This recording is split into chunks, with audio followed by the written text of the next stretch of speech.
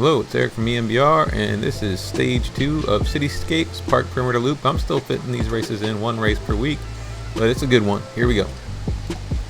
Getting a good group. The main danger from what I can see. Oh, Mr. Jukes as well. Another danger on a sprint for sure if he gets there. Duffy. Okay, there's plenty of danger. There's plenty of danger in this race. Definitely plenty of danger in this race in terms of people who can hurt me. And yeah, we're just about 30 people by the time we start, so good sized race as well, but here we go. As is normal, I'll time lapse parts of the race where not much is going on, and then I'll put in some chapter markers if there's something significant or where I'm adding some commentary.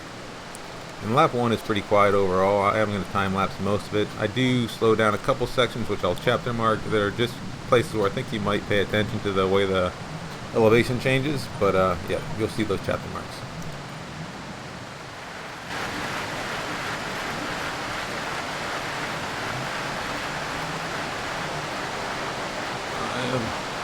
Off the gas, but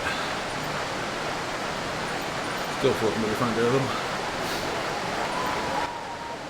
I'm just making that note. There's a couple downhill sections on this route where even if you get off the gas, you can still find yourself drifting to the front pretty hard.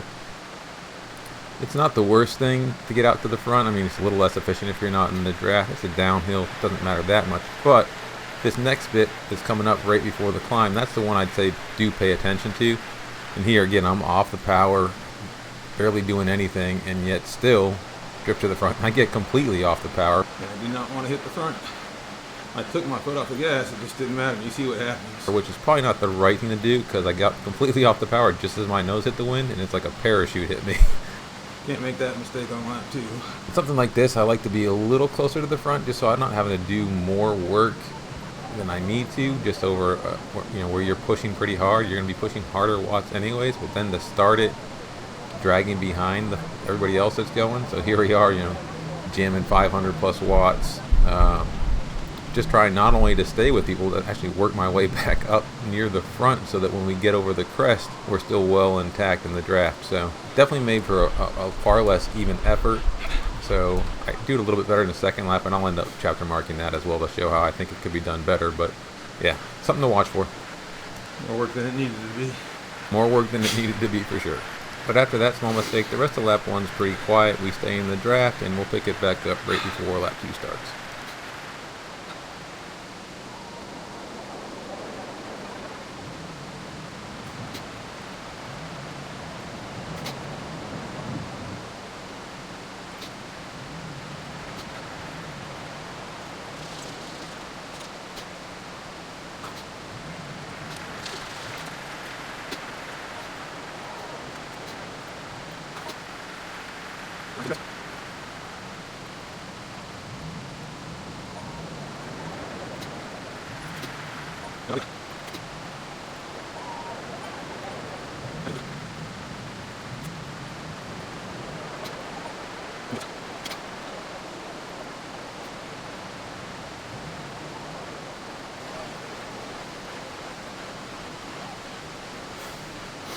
Right around here you can pop some speed, take speed down the downhill,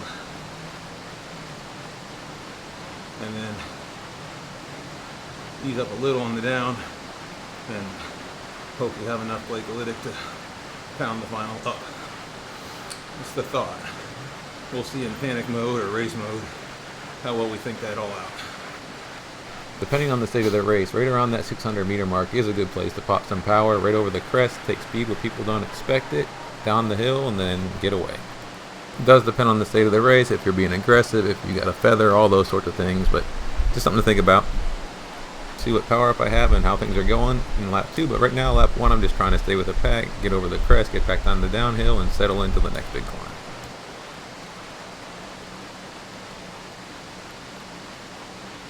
There was a little surge of power by the field there, but nothing too dramatic. We're over the crest with the field and settling back in.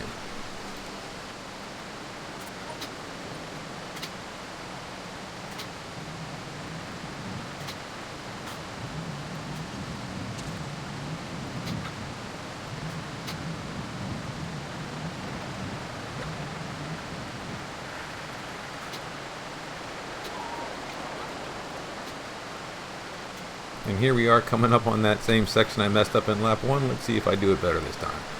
Am I a slow learner or a fast learner? Let's find out together.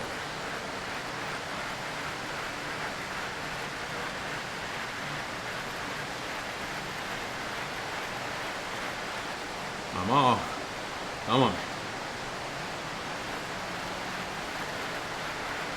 I'm barely on when I'm on, but trying to keep the legs spinning a little.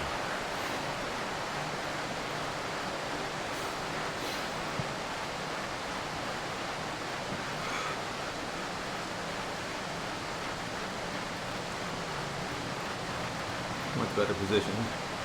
Hoping not to work quite as hard. Although it's going to be a harder push, I'm sure, for that second lap. And we did push hard on the second lap, but this felt more even in terms of effort just because I was positioned well going into it and we're safe and secure.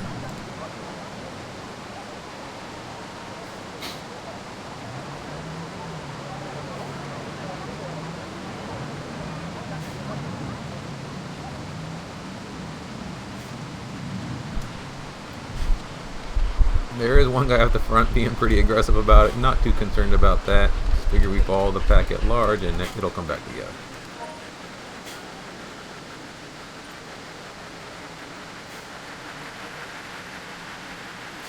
We are a bit strung out on the downhill, but as long as I'm in these wheels here, we can follow the draft and I'm pretty sure we'll be safe.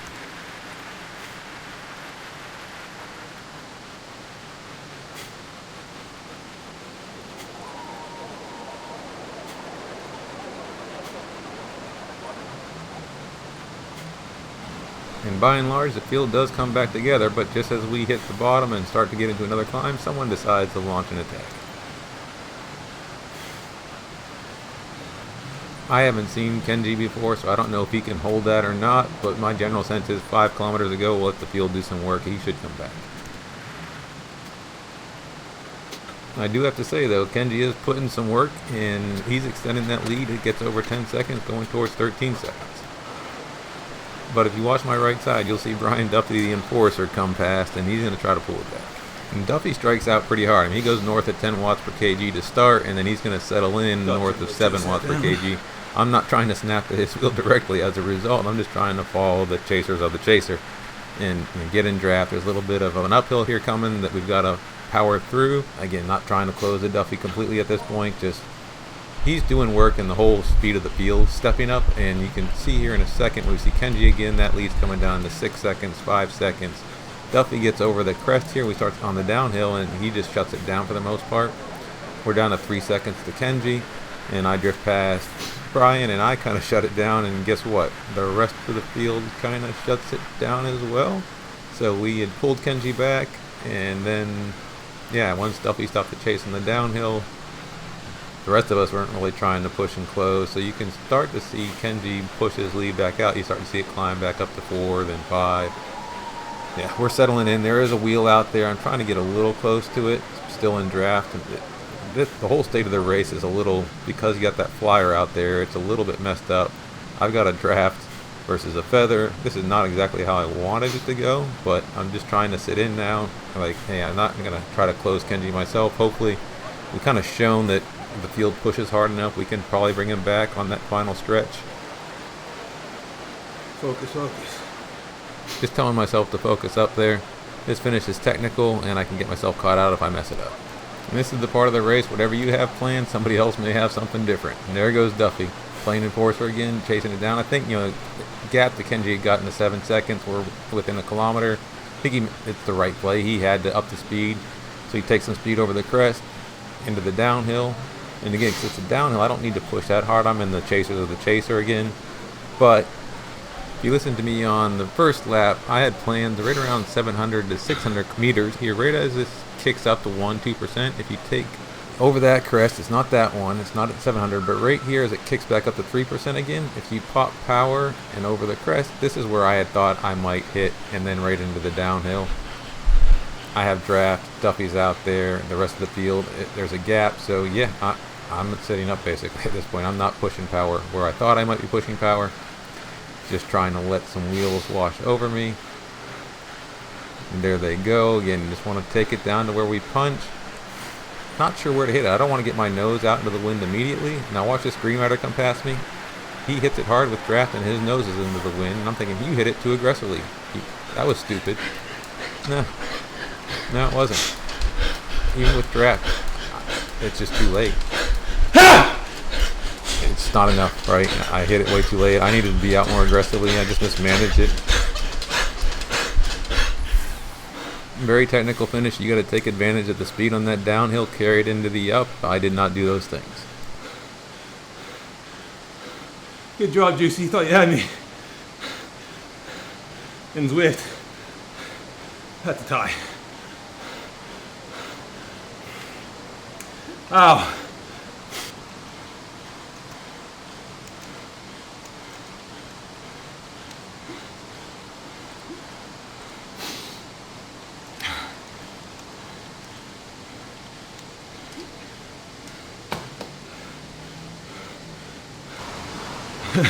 They gave me the sprint jersey on a tie too.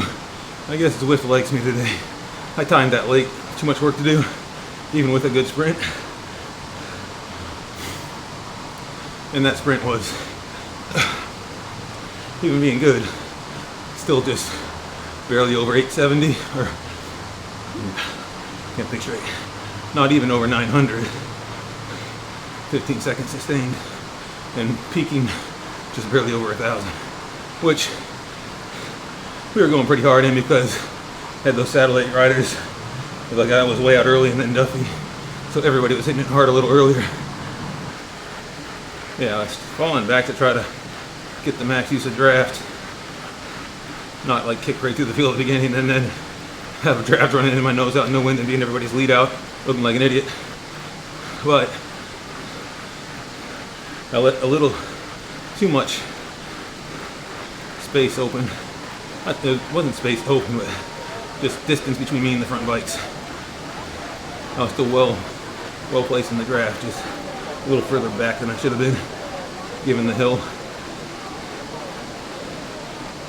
With feather, you absolutely ride that climb aggressively, but I'd say, you know what, with draft, you might need to ride it aggressively too. That'd be my feet. And then, if we're honest on the fitness side, that's the strategy side. The fitness side, I can hit a sprint harder. And although this other fitness I'm working on has helped me have some kick at the end, it's still not huge kick. But it's definitely better when more of the ride is now high zone 2 instead of zone 3, zone 4, which is what was happening early on in advanced. And then I had no chance, unless it was just like the most ideal route, flat. People weren't surging that much. I could get to the end clean, which is not. That happened in January for flat as fast. And since then, that's reality. You need to have a good baseline WKG just so you can stick with surges and or not get burnt just hanging in the back generally. A good intensity race I'm seeing. Pondering if we put some zone 2 work in or a little more interval work. I might see what climb portal's up. If it's a short one, maybe I'll do a little rest and then take a short hit, but we'll see. The way my week is planned, Tuesdays are an intensity day for me. The race is always the first part of that. Then, depending on how I'm feeling, sometimes get after something. That climb portal, we got after it. I do like to put in some hard efforts on fatigued race legs. It just helps build endurance and durability. But yeah, that video's up on the channel already. You can check it out. Let's just take a real quick look. I don't think there's anything remarkable to see, but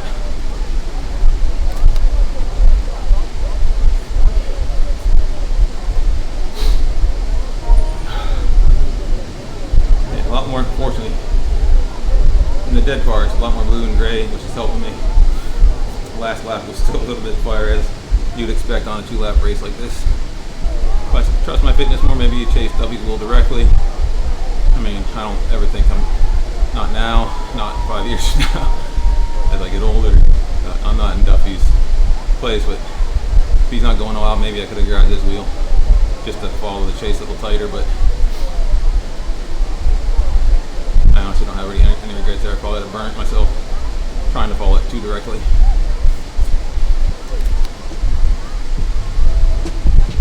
Couple bops, nothing great, or nothing super big. Steering's been fine lately. And here's the intervals report. Again, nothing too dramatic, not setting any PBs in this race, but a little over 100% intensity, a little over 500 kJ at work. Good start to the day, and like I said, I did follow it up with a climb, and that video's up on the channel, so you can see what that looked like afterward as well. I may record and publish the Thursday intervals, we'll see. I'm trying to see what makes sense to include in terms of the Project 5 watt per kg, just to show what I'm doing and how we're getting there, but yeah, we'll see what makes sense. More to come. See you guys.